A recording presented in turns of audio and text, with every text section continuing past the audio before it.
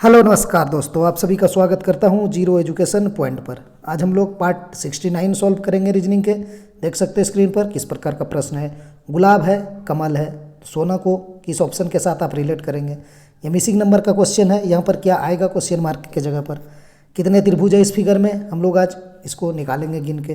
कोई भी competition exam हो जिसमें रीजनिंग से संबंधित क्वेश्चन पूछे जाते हैं, चाहे वो रेलवे, एसएससी, बैंकिंग, स्टेट के हो या सेंट्रल के, कोई भी एग्ज़ाम, सभी एग्ज़ाम में आपको ये काम आने वाला है। तो चलिए देखते हैं आज का पहला क्वेश्चन। ये रहा पहला क्वेश्चन। क्या है? गुलाब है, कमल है, तो सोना को आप कौन ऑप्शन से रिलेट करेंगे। तो गुलाब और कमल में आपको क्या दिखाई दे रहा है? दोनों क्या है? दोनों फूल है, ठीक। सोना और क्या होगा? लोहा, यूरेनियम, तांबा, चांदी, किसके साथ आप रिलेट कर पाएंगे? तो कमल और गुलाब जैसे फूल हैं, उसी प्रकार सोना और चांदी दोनों के आभूषण बनाए जाते हैं, ठीक है। आभूषण हो जाएगा, दोनों से आभूषण बनते हैं। ऑप्शन डी सही हो जाएगा।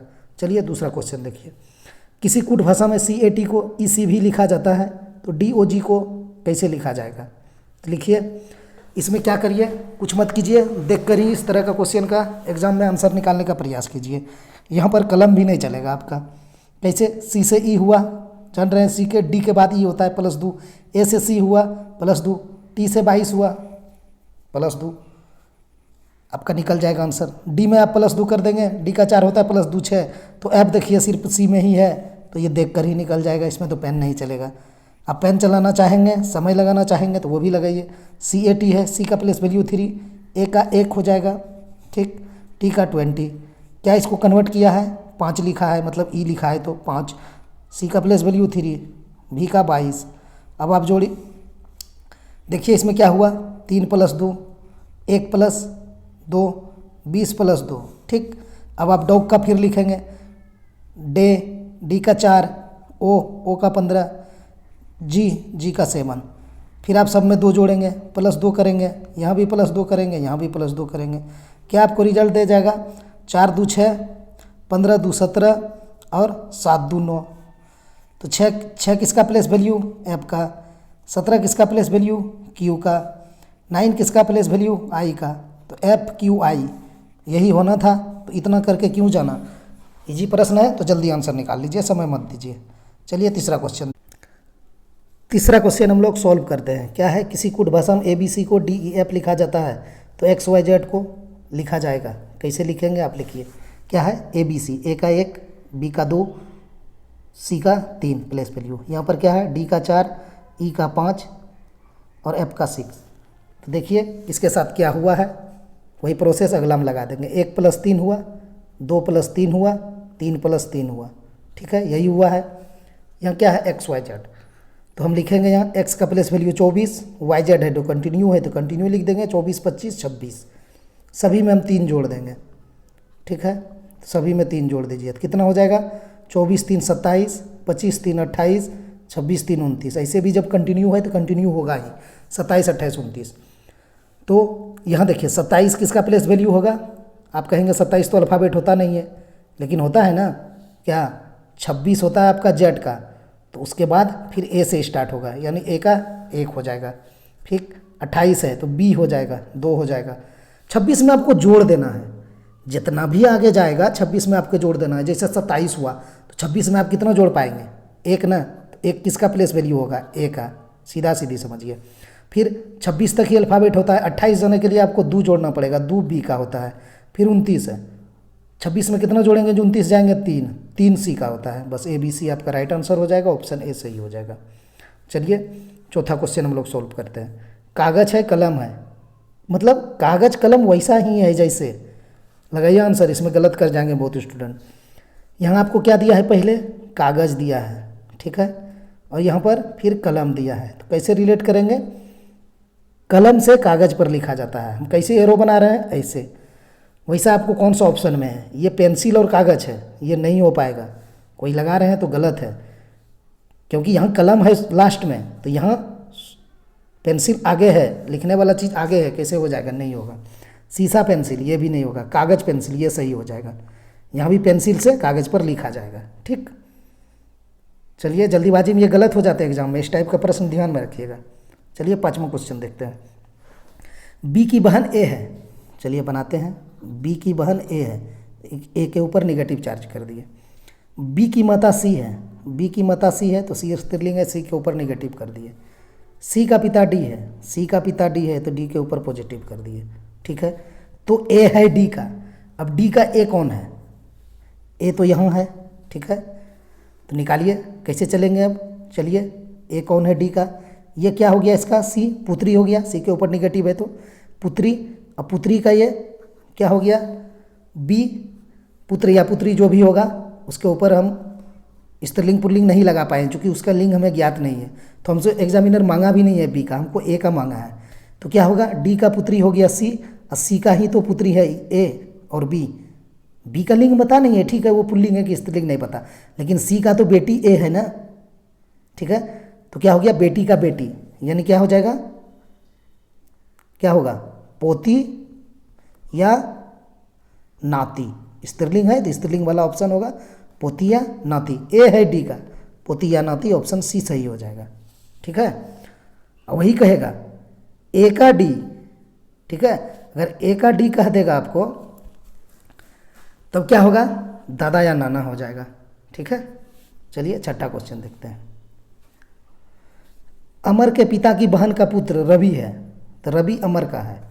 लिख बनाते हैं फिगर। क्या है? अमर है, अमर के पिता की बहन का पुत्र, अमर है, इसका ये पिता है। ठीक है, पिता की बहन, पिता की बहन है की पुत्र, पुत्र रवि है। अच्छा, यही पुत्र तो ही रवि है, तो यहाँ हम रवि लिख देते हैं, दोनों के एक में कर देते हैं, ये पुत्र रवि हो गया। ठीक है, तो रवि अमर का है। ठीक है, तो ये जो रवि है अमर का है। अब कौन है अमर का? चलिए अमर से रवि पर, अमर का हो गया पिता। ठीक, पिता का बहन यानी बुआ हो गया हम लोग का, अब बुआ का ये पुत्र हो गया, यानी फुफेरा भाई हो जाएगा। ऑप्शन डी सही हो जाएगा। ठीक है, अमर का पिता, पिता की बहन तो बुआ न हो गया, बुआ का बेटा है ये, तो फुफेरा भाई हो जाएगा। ऑप्शन डी सही हो जाएगा। 7वां नंबर क्वेश्चन हम लोग सॉल्व करेंगे। क्या है? 1 2 5 26। अगला क्या होगा? निकालिए। तो कैसे निकालेंगे? 1 से 2 है, 2 से 5 है, 5 से 26 है। कुछ लिंक आ रहा है? देखिए, आप 1 से 2 पे जाना चाह रहे हैं तो 1 स्क्वायर प्लस 1 कर देंगे तो 2 हो जाएगा। फिर 2 है तो 2 स्क्वायर प्लस 1 कर देंगे तो 2 दूना 4, 1 5 हो जाएगा। फिर 26 है तो 5 स्क्वायर प्लस 1 कर देंगे तो 26 हो जाएगा। अब अगला क्या होगा? 26 का स्क्वायर कर देंगे प्लस 1 कर देंगे। तो आपको 26 का स्क्वायर याद भी नहीं है तो आप इसको बना सकते हैं। कैसे? 26 गुना 26 आप करेंगे, लास्ट में 6 ही मिलेगा आपको। 6 गुना 6 36 होता है तो लास्ट में 6 मिलेगा, और जब 1 जोड़ेंगे ना तो आपको 7 मिलेगा इकाई अंक। तो इकाई अंक 7 वाला कौन है? ऑप्शन बी में हम लगा देंगे 677। ए तो नहीं लगाएंगे, 37 है, 26 गुना 26 37 थोड़ा होगा। नहीं तो अगर याद है आपको 26 गुना 26 रखना भी चाहिए तो 676 होता है, प्लस 1 कर दीजिए तो आपको 677 मिल जाएगा। ठीक, चलिए 8वां क्वेश्चन बनाते हैं हम लोग। क्या है? 9 है, 8 है, 16 किस ऑप्शन के साथ आप रिलेट कर पाएंगे? एनालॉजी का सवाल है, इसको बनाइए। तो सीधा सीधी आपको दिख रहा होगा ये 9 है यानी 3 का स्क्वायर है। ठीक है, और ये क्या 8 है तो 2 का क्यूब है। ठीक, तो देखिए 3 का स्क्वायर हो गया और 2 का क्यूब हो गया, तो यहाँ क्या है? 4 का स्क्वायर है, तो अब किसका क्यूब करेंगे? 3 से 2 1 घटा, 4 से 1 घटा देंगे तो कितना हो जाएगा? 3 का क्यूब। 3 का क्यूब कितना होता है? 3 का क्यूब 27 होता है। तो ऑप्शन डी राइट आंसर हो जाएगा इस क्वेश्चन का। चलिए 9वां क्वेश्चन सॉल्व करेंगे। कितना बड़ा क्वेश्चन है, देखकर बहुत स्टूडेंट को लगेगा ये कैसे बनेगा। जितना बड़ा है उसका सॉल्यूशन उतना भी इजी है। देखिए क्या इसमें क्या लॉजिक है, सभी को जोड़िए।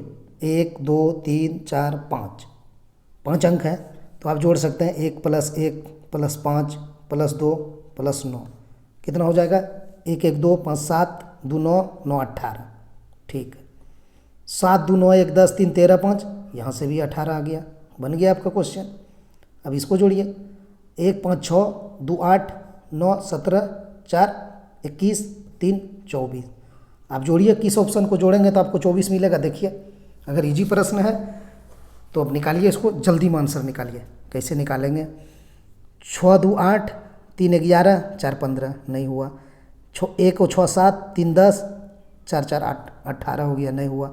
2 3 5, 4 9, 4 13, 8 21। जब 3 नहीं हुआ तो चौथा हम लगा देंगे। देखिए एग्जामिनर आपको प्रश्न इजी दिया, आप भी कहेंगे कि इजी है, जोड़कर तो निकालना है, लेकिन देखिए ऑप्शन आपको कहाँ दिया उसने, चौथा नंबर में दे दिया। समय तो लगा आपका, 3 गो चेक किए, 3 गो चेक किए नहीं हुआ तो चौथा लगा देंगे हम। 2 1 3, 3 6, 5 11, 4 15, 15 9 24, 24 तो 24 हो गया। चलिए 10वां क्वेश्चन बनाएंगे। 10वां नंबर क्वेश्चन सॉल्व कीजिए। क्या कह रहा है, निम्नलिखित प्रत्येक प्रश्न में 4 विकल्प सेटों में से संख्याओं को वह सेट चुने जो दिए गए सेटों के समान है। कहने का मतलब 9 15 21 है, जो भी प्रक्रिया इस तीनों में लगाएंगे वही सेम किस में लगेगा वो आपको निकालना है। तो आप कैसे इसको सॉल्व करेंगे, देखिए 9 + 6 है 15 है, 15 + 6 21 है, सेम देखिए 10 4 14, 14 + 2 16। यहाँ पर आपका 7 और 21 है, ये तो 14 हो जाएगा, और 21 7 28, ये तो अंतर है दोनों में। 4 से 8 हुआ, यहाँ +4 हुआ, 8 से 12 हुआ, यहाँ +4 हुआ, ठीक है। 5 से 10 +5 हुआ, और 10 से 25 +15 हुआ, नहीं लगा, किसी में प्रक्रिया लगा। लेकिन हाँ, इसी प्रश्न को लिख दिया जाए, एक सेट हम लोग को मिलता है इसी टाइप का प्रश्न जो कहता है अधिकतम मेल खाता हो, तो अधिकतम मेल खाने वाला में इस क्वेश्चन का आंसर क्या हो जाएगा, 4 8 12 है, ठीक है। ये वाला सी ऑप्शन को हम देख रहे हैं, क्या है +4 है, और प्लस यहाँ से 8 से 12 हुआ तो यहाँ भी +4 है। अगर कहे अधिकतम मेल खाता हो तब ये आपका इस तरह का प्रश्न में आंसर सी आप लगा सकते हैं। लेकिन यहाँ क्या कहा, निम्नलिखित प्रश्न में 4 वैकल्पिक सेटों में से संख्याओं का वह सेट चुने जो दिए गए सेट के समान हो। एकदम समान का इसने बात किया, इसीलिए यहाँ आप सी नहीं लगा सकते हैं। हाँ, जहाँ एक सेट देता है वहाँ कहता है अधिकतम मेल खाता हो, तब आप वहाँ सी लगा दीजिए, क्योंकि +4 हुआ है, यहाँ भी +6 था, तो वहाँ आप लगा सकते हैं। लेकिन यहाँ आप सी नहीं लगा सकते हैं, यहाँ आपको सटीक रिजल्ट निकालना पड़ेगा, ठीक है। दिए गए सेट के समान हो, तो सटीक कैसे निकालेंगे, बीच में 15 दिख रहा है आपको, यहाँ पर 9 है और 21 है, 9 और 21 को जोड़िए, 9 + 21 कीजिए, बटा 2 कीजिए, देखिए आपको 15 मिल जाएगा। 21 9 30 बटा 2 15। तो वही चीज़ इसमें अब आपको करना है, ठीक। तो 16 10 26 बटा 2 14 नहीं आएगा, 28 7 35 बटा 2 21 नहीं आएगा, 12 4 16 बटा 2 8 आ जाएगा। देखिए 4 + 12 बटा 2 तो हो जाएगा 16 बटा 2 बराबर 8। आंसर तो यही होना है, ऑप्शन सी ही सही हो गया, ठीक है। बाकी इसमें नहीं होगा, 25 5 30 बटा 2 करेंगे तो नहीं होगा 10। तो ये सटीक रहा, ये विधि इसका सही रहा, ये लॉजिक ठीक रहा, ऑप्शन सी सही हो जाएगा। चलिए 11वां से कहाँ चले गए, 10 से 11वां क्वेश्चन देख। 11वां क्वेश्चन वेन डायग्राम से, इसको सॉल्व करते हैं हम लोग। उस वेन आरेख का चयन करें जो निम्नलिखित के बीच को सर्वोत्तम रूप से दर्शाता है। क्या क्या दिया है आपको, संक्रामक रोग दिया है, किसी चीज़ की कमी से होने वाला रोग है, फिर घेंघा रोग है, सूखा रोग है, चेचक है। तो आप क्या करेंगे इसमें, सबसे पहले आपको समझना पड़ेगा इस टाइप का क्वेश्चन को कि संक्रामक रोग कहाँ है। संक्रामक रोग क्या होता है, पहले ये जानिए। संक्रामक रोग क्या होता है, जो एक व्यक्ति से दूसरे व्यक्ति में फैलता है, ठीक है। कोरोना को कौन भूल सकता है, कोरोना को कौन भूल सकता है, क्या था, वायरस ही था ना। तो क्या होता था, एक व्यक्ति से दूसरे व्यक्ति में फैलता था, संक्रामक रोग है वो। तो वायरस से होने वाला कोरोना था, तो यहाँ भी आपको एक रोग जो चेचक दिया है ना, ये वायरस से होता है। तो ये संक्रामक रोग हुआ कि नहीं हुआ, तो हो गया। बाकी देखिए घेंघा रोग क्या होता है, आयोडीन की कमी से। सूखा रोग क्या होता है, रिकेट्स, विटामिन डी की कमी से, हम लोग पढ़ते हैं विज्ञान में। तो अब लॉजिक को लगाएंगे, अब सब चीज़ हम लोग जान चुके। अब देखिए संक्रामक रोग के अंतर्गत क्या आ जाएगा, चेचक आ जाएगा, ठीक है। ये वाला घेरा हो जाएगा संक्रामक रोग, संक्रामक रोग, इसके अंदर आपको चेचक हो जाएगा, ठीक है, चेचक हो जाएगा, क्योंकि चेचक भी एक व्यक्ति से दूसरे व्यक्ति में फैलता है, इसीलिए ये संक्रामक रोग के अंतर्गत आते हैं। एक तो ये बन गया। दूसरा क्या बनेगा, किसी चीज़ की कमी से होने वाला रोग, ठीक, ये हो गया किसी भी चीज़ की कमी से होने वाला रोग, हम कमी लिख देते हैं, ठीक है, कमी हो गया। तो घेंघा हो जाएगा इसके अंदर में, क्योंकि ये आयोडीन की कमी से होता है। फिर सूखा रोग, रिकेट्स बोले, विटामिन डी की कमी से, ये भी इसके अंदर हो जाएगा, लेकिन दोनों अलग अलग प्रकार का होगा। अलग प्रकार का क्यों होगा, घेंघा अलग प्रकार का रोग है और सूखा रोग अलग प्रकार का है, इसीलिए आएंगे तो दोनों किसी भी चीज़ के कमी से होने वाले रोग में, लेकिन दोनों अलग अलग रहेंगे। तो इस तरह का आपको फिगर कहाँ दिखाई दे रहा है, एक के अंदर एक और एक के अंदर दो, ऑप्शन ए में। तो आप क्या करेंगे, ऑप्शन ए लगा देंगे, आप गलत हो जाएंगे। ऑप्शन ए आपको यहाँ बी में दे रखा है तो आपको बी लगाना पड़ेगा। टीसीएस खूब करता है इस टाइप का, हम बताए भी आप लोग को कि आपको यहाँ ध्यान रखना है, नहीं तो आप आंसर निकालते हुए गलत हो जाएंगे। बी में आपको ए दे रखा है तो ऑप्शन बी इसका राइट हो जाएगा। समझ गए? चलिए 12वां क्वेश्चन हम लोग सॉल्व करेंगे। 12वां क्वेश्चन है हम लोगों का 7 3 18 3 क्वेश्चन मार्क 20 2 7 7। इस टाइप का क्वेश्चन में हम लोग को सबसे पहले तो यही दिक्कत होता है कि हम चलें किस तरफ से, रो वाइज या कॉलम वाइज। तो इसमें क्या होता है, ज़्यादातर क्वेश्चन में हमने बोले हैं, ज़्यादातर में जहाँ आपको बड़ी संख्या दिखे तो आप समझिए कि छोटी संख्या के कुछ प्रक्रिया करके हम बड़ी लाएंगे। सिग्नल मिल गया तो अब हम चलेंगे। 7 और 3 के साथ क्या प्रक्रिया करेंगे जो 18 हो जाएगा। तो आप 7 गुना 3 करके देखिए, आपको 21 मिलेगा। 21 में फिर वही -3 कर दीजिए तो आपको 18 मिल जाएगा। फिर यहाँ 2 और 7 है तो 2 गुना 7 करिए तो आपको 14 मिलेगा। फिर 14 में इस 7 को आप माइनस कीजिए, क्योंकि वहाँ इस 3 को माइनस किए थे, तो इस 7 को माइनस करेंगे तो आपको 14 - 7 मिल जाएगा। देखिए यहाँ पर 7 है, ठीक है। अब आप यहाँ पर क्या रखेंगे, जिसको 3 से गुना करेंगे और माइनस करेंगे तो 20 मिल जाएगा। तो आप 11 रख के देख लीजिए, ऑप्शन के थ्रू चलिए, यहाँ पर ज़्यादा आसान रहेगा। 11 तो 33 - 11 तो 20 नहीं होगा, 11 नहीं बैठेगा। 10 बैठा दीजिए तो क्या हो जाएगा, 3 गुना 10 30 और माइनस फिर आपको 10 ही करना है तो देखिए 20 आ जाएगा। तो ऑप्शन 10 वाला सही हो गया, बी इस क्वेश्चन का राइट आंसर हो गया। 13वां क्वेश्चन निकालिए, इसमें कितना त्रिभुज है। तो सबसे पहले तो इसका बेसिक को समझ लीजिए, बेसिक से ही बनता है सब चीज़ें, तो बेसिक ही समझाते हैं, आप लोग जानते भी होंगे लेकिन थोड़ा सा हम बता देते हैं, अगर क्यों कोई न्यू है तो जान जाइएगा। इस तरह का फिगर में कितना बनता है, 1 2 3 4, मैक्सिमम कि नंबर इसमें कितना हुआ, 4 को गुना 2 से कर देते हैं 8 हो जाता है। यही प्रक्रिया है। अब 8 कैसे होता है वो भी देख लीजिए थोड़ा देर। 1 हो गया ये, 1 हो गया ये 2, 1 हो गया ये 3, 1 हो गया ये 4 तो आप कहेंगे हो गया, 1 2 3 4 करके 4 हो गया, ठीक। 8 कैसे होता है वो देखिएगा, एक यहाँ से लीजिए, मिल के बनेगा, कितना हो जाएगा 5, ठीक। अब इसी लाइन से एक क्या होता है, उस तरफ बनता है, इसी लाइन से एक इस तरफ, कितना हो गया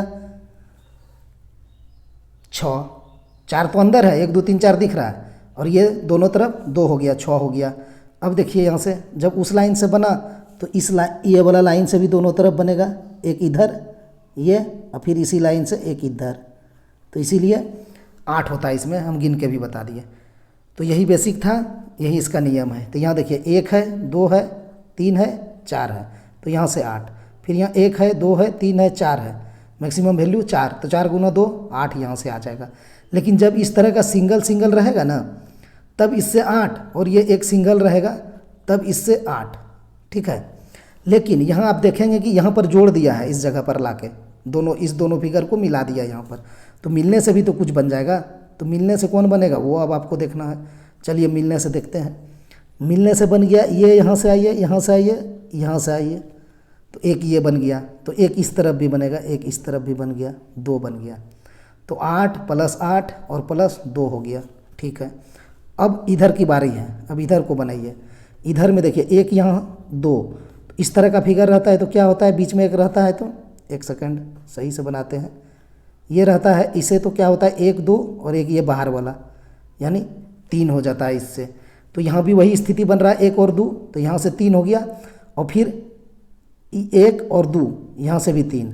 अब आप कहेंगे ये यहाँ से नहीं घूमना है, यहाँ से नहीं, ये पूरा बनेगा ना, कहाँ से, यहाँ से यहाँ, यहाँ से यहाँ, यहाँ से यहाँ, और बीच में ये डंडा है, तो 1 और ये 2, 3 वहाँ से भी आएगा, तो यहाँ 3 + 3 आप कर सकते हैं, ठीक है। तो कितना हो गया 8 8 16 2 18 और यहाँ 3 3 6, तो यहाँ से 24 हो गया। बहुत स्टूडेंट इसमें 24 लगा के निकल जाएंगे, कहेंगे मेरा सही है, लेकिन नहीं, इसमें और फिगर है। ये जो मिला है ना, ये वाला लाइन पर, ये वाला त्रिभुज, ये वाला, तो इससे मिलने से इधर एक त्रिभुज खुल गया है। वो कौन खुला है वो देखिए, दिखाते हैं, 24 नहीं इससे ज़्यादा है। ये देखिए, ये मिलने से ऐसे जाइए, ऐसे जाइए, एक यहाँ हो गया, और फिर यही लाइन से आपको इस तरफ आना है, एक यहाँ हो जाएगा, तो 2 और बढ़ जाएगा, 24 + 2 = 26 हो जाएगा, ठीक है। इसमें 24 नहीं 26 है, ऑप्शन सी सही है। चलिए 14वां क्वेश्चन सॉल्व करेंगे। एक ही पासे के 3 अलग अलग स्थितियों को नीचे दर्शाया गया है। प्लस संख्या वाले फलक के सामने वाले पैटर्न पर क्या होगा, यानी फलक विपरीत पूछ रहा है आपका प्लस का, तो यहाँ आपको प्लस दिखाई दे रहा है, तो ऑप्शन छांट के हम जा सकते हैं। प्लस जब साथ में है कौन कौन, डॉलर और एट द रेट, तो ये दोनों नहीं हो सकता है। जो विपरीत होगा वो साथ पर मतलब सामने पर नहीं होगा, तो ये नहीं होगा। और कहीं प्लस है, कहीं नहीं दिया है। अब हम दूसरा लॉजिक लगाएंगे। दूसरा लॉजिक आपको साफ साफ दिखाई दे रहा होगा। यहाँ पर एट द रेट और डॉलर है, यहाँ भी एट द रेट और डॉलर है। जब दो पृष्ठ दोनों पासा में मिल गया तो जो बच गया वो आपस में विपरीत हो जाता है। प्लस का हैच हो जाएगा, हैच का प्लस हो जाएगा। यहाँ प्लस का पूछा है तो हम हैच लगा देंगे, ऑप्शन डी सही हो जाएगा। चलिए आज का लास्ट क्वेश्चन देखते हैं। दोस्तों इस टाइप का रीजनिंग प्रैक्टिस करना है और फॉर्म फिलअप किए हैं आप, एग्ज़ाम देंगे, कोई भी एग्ज़ाम हो, आरआरबी, एनटीपीसी, ग्रुप डी, कोई भी, तो एसएससी, सीएचएसएल, सभी में ये काम आएगा। चैनल को आप लोग सब्सक्राइब नहीं किए तो कर लीजिए और वीडियो को लाइक शेयर कर दिया कीजिए। लास्ट प्रश्न है, इसको सॉल्व कीजिए। दी गई आकृति में विरित दार्शनिकों को निरूपित करता है। ये विरित है ना, यह दार्शनिक को करता है, ठीक है, दार्शनिकों निरूपित करता है। त्रिभुज वैज्ञानिकों को, ये त्रिभुज है ना, वह ये वैज्ञानिकों को, ठीक है। और वर्ग जो है ना संगीतकारों को, अच्छा वर्ग संगीतकार को, तो ये वर्ग है, ये संगीतकार है, लिख देते हैं संगीत, ठीक है। क्या कह रहा है, वह कौन सा क्षेत्र उन व्यक्तियों को निरूपित करता है जो दार्शनिक और संगीतकार है लेकिन वैज्ञानिक नहीं है। तो वैज्ञानिक नहीं है ना, तो आप वैज्ञानिक को हटा दीजिए, वैज्ञानिक से आपको कोई लेना देना नहीं है। तो वैज्ञानिक कौन है, त्रिभुज है, तो ये त्रिभुज से आपको अब कोई लेना देना नहीं है। इसने कहा है वैज्ञानिक नहीं है। अब क्या बचा, दार्शनिक और संगीतकार है लेकिन वैज्ञानिक नहीं है। तो दार्शनिक और संगीतकार दोनों आपको खोजना है, आप खोज लीजिए।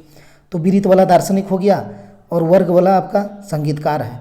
तो दोनों में कौन है, दू ही दिखाई दे रहा होगा और कोई नहीं है दोनों में, ठीक।